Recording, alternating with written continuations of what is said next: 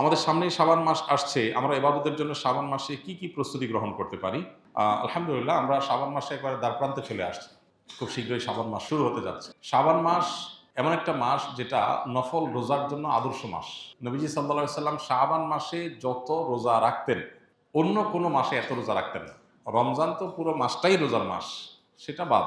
ওইটা বাদ রেখে যদি চিন্তা করা হয় তাহলে অন্য ১১ মাসের মধ্যে নবীজি সাল্লাল্লাহু আলাইহি সাল্লাম সবচেয়ে বেশি রোজা রাখতেন, নফল রোজা রাখতেন যে মাসে, সেটার নাম কি? শাবান মাস। সেই মাসটা আমাদের একেবারে দোরগোড়ায় চলে আসছে। এই জন্য শাবান মাসের করণীয় হলো সাধ্য অনুযায়ী বেশি বেশি নফল রোজা রাখা। সাধ্য অনুযায়ী বেশি বেশি নফল রোজা রাখা। আর কিছু পারেন আর না পারেন, সোমবার বৃহস্পতিবার রোজাগুলো রাখেন, আইয়াম বীজের চাঁদের 13, 14, 15 এই 3টা দিনের রোজা রাখেন। এর বাইরে পারলে 1টা 2টা রোজা হলেও রাখেন, কারণ নবীজি শাবানের পুরো মাসই প্রায় রোজা রাখতেন। হাদিসে আসছে কানা ইয়াসুমু শাবানা ইল্লা কালিলা। নবীজি শাবানের কয়েকটা দিন, শেষের দিনগুলো বাদে প্রায় সবগুলো দিন রোজা রাখতেন। সেখানে আপনি 1টা 2টা রোজা হলেও রাখার চেষ্টা করেন। এটা হলো শাবান মাসের প্রধান আমল। এছাড়া বাকি রুটিন আমল যা আছে তা, অন্য নামাজে মাসে 5 ওয়াক্ত নামাজ আছে, এই মাসে 5 ওয়াক্ত নামাজ আছে, অন্য মাসে যা যা আছে এ মাসেও তা আছে। এ মাসে এক্সট্রা বলতে একটা জিনিস আছে, সেটার নাম হলো নফল রোজা বেশি বেশি রাখা। এছাড়া লাইলাতুন নিসফি মিন শাবান বা মধ্য শাবান রজনের ফজিলত, সেটাও কিছুটা সাব্যস্ত আছে। যতটুকু সাব্যস্ত আছে ততটুকু এটার গুরুত্ব আরোপ আমরা করবই, কিন্তু এর বাইরে পুরো মাসব্যাপী করার জিনিস একটাই, সেটা হলো নফল রোজা। আল্লাহ আমাদেরকে আমলের তৌফিক দান করুন। কোন এক বড় বক্তা বলেছেন, স্বামী স্ত্রী গোসল ফরজ হলে তারা নাপাক নয়, ইমানদার নাকি নাপাক হয় না। নামাজ পড়ার আগে গোসল করে নামাজ পড়তে পারবে, তার আগে সব কাজ করতে পারবে। আমার প্রশ্ন হলো, গোসল ফরজ হয়ে গেল কিন্তু তারা ফরজ গোসল না করে মারা গেলে কি তারা জাহান্নামী হয়ে মারা যাবে? না, জাহান্নামী হওয়া তো সহজ বিষয় না, বা এরকম ঠুনকো বিষয় বা একটা অযৌক্তিক কারণে আল্লাহ তাআলা কোনো মানুষকে জাহান্নাম দিবেন না। কারো গোসল ফরজ হয়েছে, স্বামী স্ত্রী গোসল ফরজ হয়েছে, কারো স্বপ্নদোষ হয়েছে গোসল ফরজ হয়েছে, যে কোনোভাবে গোসল ফরজ হয়েছে। গোসল ফরজ হওয়ার পর পরবর্তী যে নামাজ আছে তার আগে আগে গোসল করা তার জন্য ফরজ, কারণ তাকে নামাজ পড়তে হবে। যদি সে পরবর্তী নামাজ আসার আগে আগে সে গোসল করার নিয়ত ছিল, বাট তার আগে তার মৃত্যু এসে যায়, তার কোনো দায় আল্লাহর কাছে নাই, কারণ সে কোনো অন্যায় করে না। ফরজ গোসল অবস্থায় মারা গেলে তার জন্য কোনো গুনাহ হবে না, তার গোসল তো দেওয়া হবেই। তার নামাজের জন্য গোসল করা লাগতো, সে নামাজ আসার আগে দুনিয়া থেকে সে চলে গেছে, তাহলে ওই দায়ও আল্লাহর কাছে তার আর নাই। হ্যাঁ, যদি এমন হয় নামাজের ওয়াক্ত হয়েছে, ওয়াক্ত অনেকখানি চলেও গেছে, সে অবহেলা করছে, অলসতা করছে, গোসল করার নিয়তি নাই, নামাজ পড়ার নিয়তি নেই, তাহলে তা দায় আছে। আর এর বাইরে এই যে যেটা বলেছেন যে মুসলমান কখনো নাপাক হয় না, না, মুসলমান পাক নাপাক সবই হয়। মুসলমান হলে একেবারে ওই যে খ্রিস্টানদের মতো, যে আমরা খ্রিস্টান, তা খ্রিস্টানরা মনে করে যে তারা খ্রিস্টান হয়েছে, তারা তাদের কোনো পাপের দায় নিতে হবে না, তাদের সমস্ত পাপের দায় তাদের নবী নেবে, এরকম একটা বিশ্বাস তাদের মধ্যে আছে, যার কারণে তারা কোনো পাপ করতে চিন্তা করে না, যা খুশি তা করে।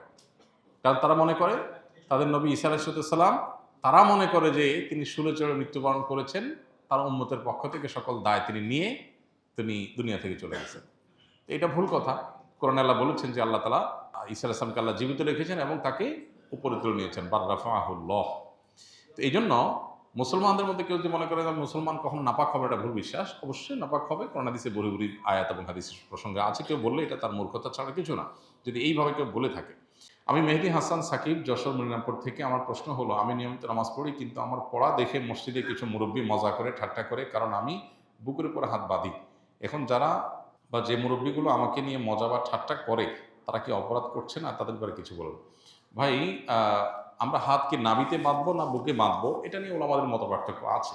হানাফি মাযহাব অনুযায়ী নাভির নিচে হাত বাঁধবে, আর অন্যান্য ওলামা ইকরামের অনেকেই বুকে হাত বাঁধার কথা বলেন। এই উভয় মতের সপক্ষে একেবারে সুস্পষ্ট এবং একেবারে বিশুদ্ধ দলিলের পরিমাণ খুবই কম।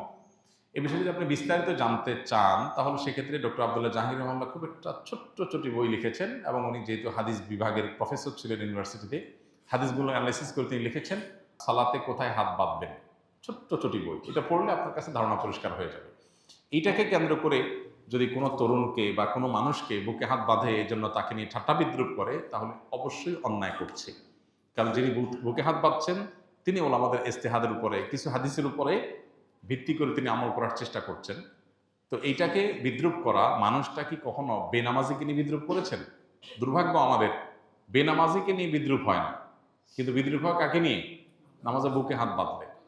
এটা খুবই দুর্ভাগ্যজনক ব্যাপার যে আমরা সমাজে অন্য মতের মুসলমান ভাইদেরকে সহ্য করতে পারি না। সাহাবীরা কিন্তু সহ্য করতেন। ১৫০০ বছর আগে সাহাবীরা এতটা উন্নত ছিলেন চিন্তা চেতনায়, মন মানসিকতায়, যে ভিন্ন আরেকটা মত দেখলে তারা সহ্য করতেন। বাট আমাদের মধ্যে এটা কমে গেছে, খুবই দুর্ভাগ্যজনক একটা বাস্তবতা। তবে সেই সাথে আমাদেরও খেয়াল করা উচিত সবারও, যারা হয়তো হাম্বলি ফিক ফলো করেন, হ্যাঁ, অথবা তিনি কোনো বিষয়ে ভিন্ন মত পোষণ করেন, তার মত প্রকাশ বা তার আমলটা যেন আরেকজন মানুষের বিশেষ বিরক্তির কারণ না হয়। এটা তারও খেয়াল করা দরকার যে কোনো একটা নফল আমল যদি হয় বা সুন্নাহ আমল যদি হয় যেটা আরেকজন বিরক্তির কারণ হতে পারে, তো সেটা যদি খুব বাজে একটা পরিবেশ তৈরি করতে পারে, তো আমি কেন নিজেকে এই বাজে পরিবেশের মুখোমুখি করতে যাব, সেটাও খেয়াল রাখা দরকার। আর কোনোভাবেই ভিন্ন আমল দেখলে সেটাকে বাঁকা চোখে দেখা, ঠাট্টা বিদ্রুপ করা, বিরুদ্ধাচরণ করা, এটা অবশ্যই অন্যায় এবং গর্হিত, সে যেই করুক না কেন, যেই গ্রুপ করুক। আস সুন্নাহ ফাউন্ডেশন, উম্মার স্বার্থে সুন্নাহর সাথে।